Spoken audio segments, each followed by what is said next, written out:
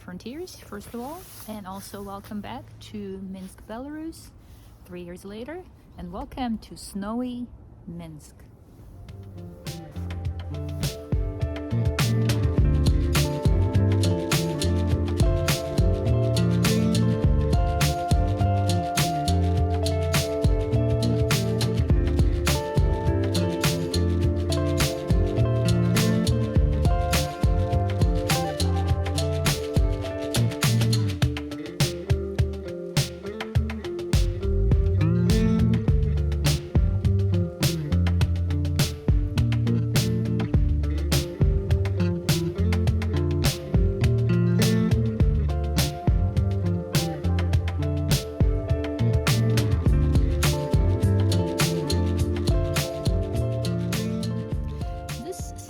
From Belarus, I will show you a few things. We'll go back to the store, check out the prices, we'll walk around and see the beautiful snow that you see all the way around, and I'll also talk a little bit about Russian Christmas and why on January 13th people still have Christmas trees around here, and also we'll talk a little bit more and show you a little bit more. So, Central Europe has not seen snow like this for over 50 years. And for those who doubt that Belarus is in the Central Europe, Minsk, the capital, is actually in the dead center of Europe, geographically.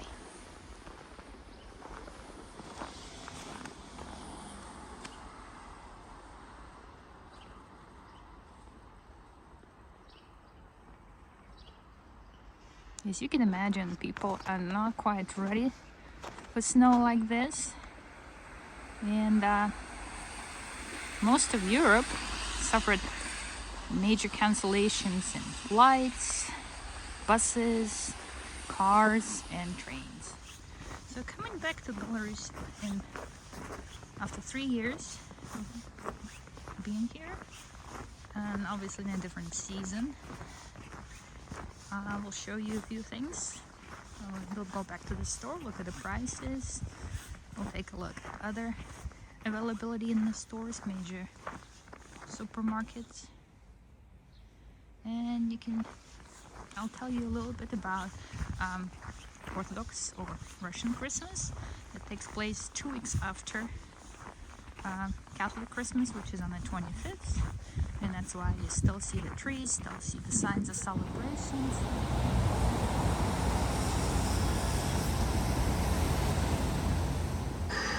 So I made my way into the store. Let's check out what's going on with the prices and what they have inside.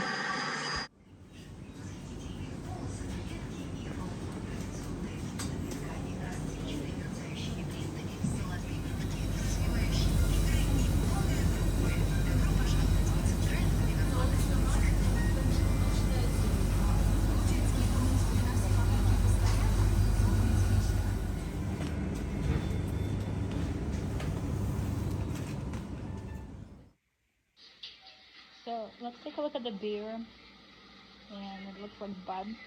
Let's see how much that is. It looks about $1.50.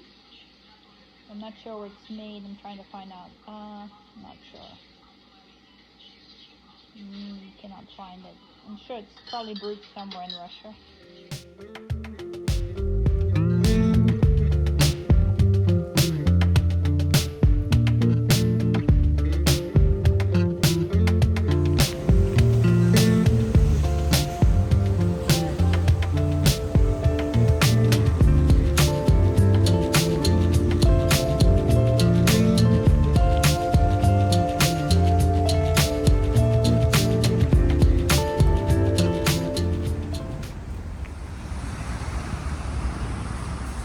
I made my way to the monument to the victory of World War II and eternal flame.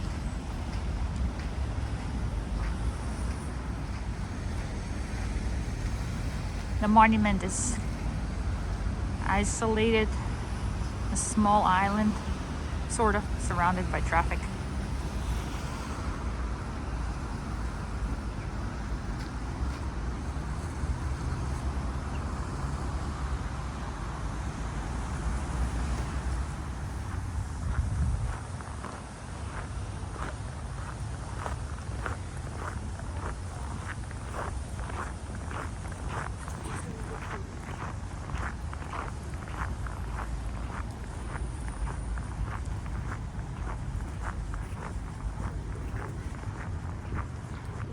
There's another Christmas tree here.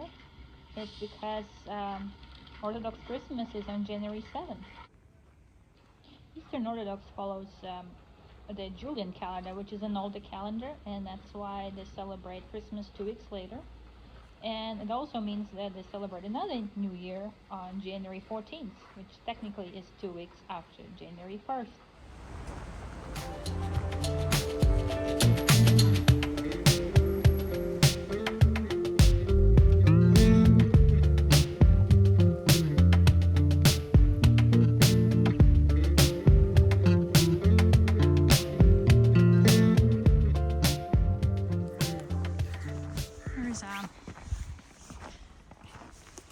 Public school here in Minsk. Notice how every classroom here has windows. How beautifully it's maintained.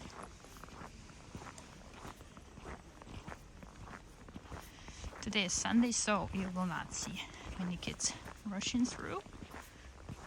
However, here it is.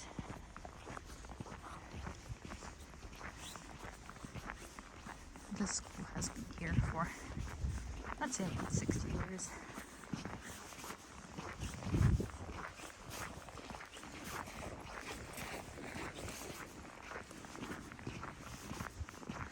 So in Belarus, it is typical for kids to go to the same building from grade 1, from first grade, all the way through 11th.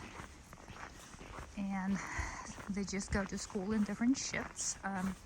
Some ages go in the morning, and some ages go in the afternoon. And here's a big sign that reads Happy New Year in Russian. Look how festive the entrance is into the school. So this building houses elementary, middle school, and high school. Just beautiful. So a little bit more of the school. It also has a big gymnasium. It's over there. The school has basketball courts, a giant stadium, which I'll show you shortly. It certainly is welcoming, even if you hate school as a kid. And as promised, here's another side of the gymnasium. And beautiful stadium track of this.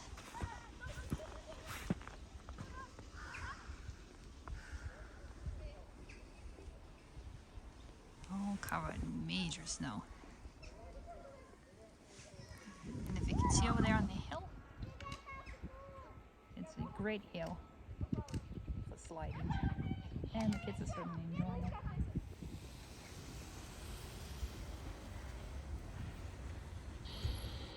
Wanted to give you a little glimpse at an old Soviet movie theater. It's across the street. I'm going to give you a little better look. It has a name. The name of it is Mir, which in Russian means peace. And here it is. It's been there forever.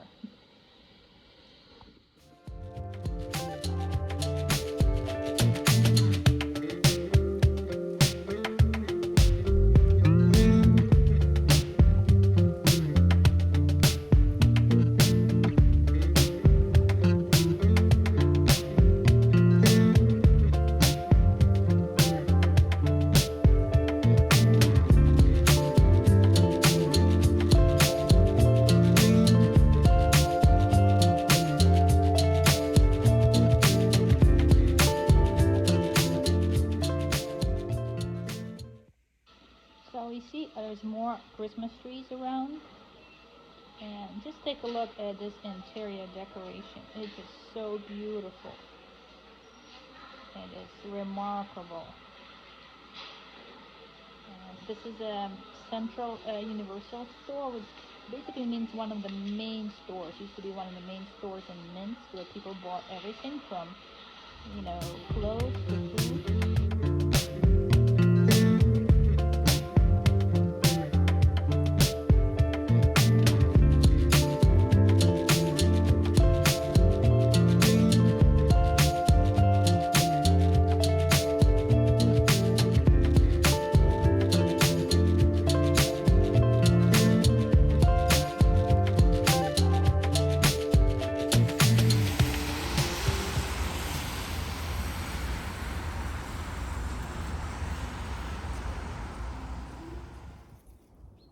I hope you enjoyed this little tour um, through Minsk, Belarus, and it gave you a little glimpse into the life of the city. And just want to say goodbye and see you somewhere else some other time.